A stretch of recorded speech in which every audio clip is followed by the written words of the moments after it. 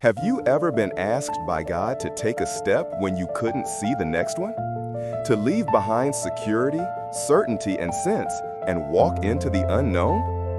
That's exactly what Abraham did. He went out not knowing where he was going. No GPS, no guarantees, just God's voice and a trembling yes.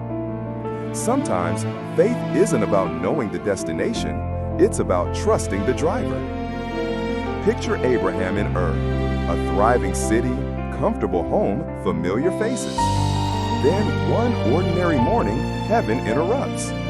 Go from your country, your people, and your father's household to the land I will show you.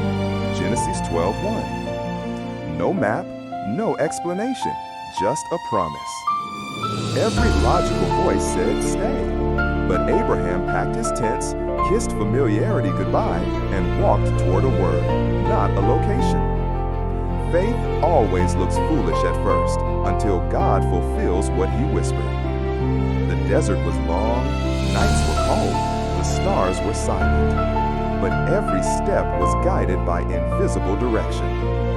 When doubt whispered, turn back, God whispered louder, I will make your descendants as numerous as the stars.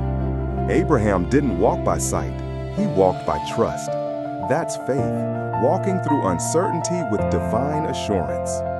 Then came Mount Moriah, the hardest test. God said, offer Isaac, the very promise he'd waited decades for. Abraham didn't argue. He climbed the mountain with tears in his eyes but faith in his heart. And just as he raised the knife, heaven thundered. Do not lay a hand on the boy. Genesis 22:12. In that moment, God revealed himself as Jehovah Jireh, the Lord who provides. Faith walked up with sorrow, but came down with provision. Faith doesn't always explain. It requires obedience first, revelation later. Abraham didn't need to know the way because he knew the one who is the way. For we walk by faith, not by sight. So when God calls you into something that makes no sense, go anyway. Faith is not knowing where you're going, it's knowing who is going with you. Faith is when your feet move before your understanding does, and every step writes a miracle into your story.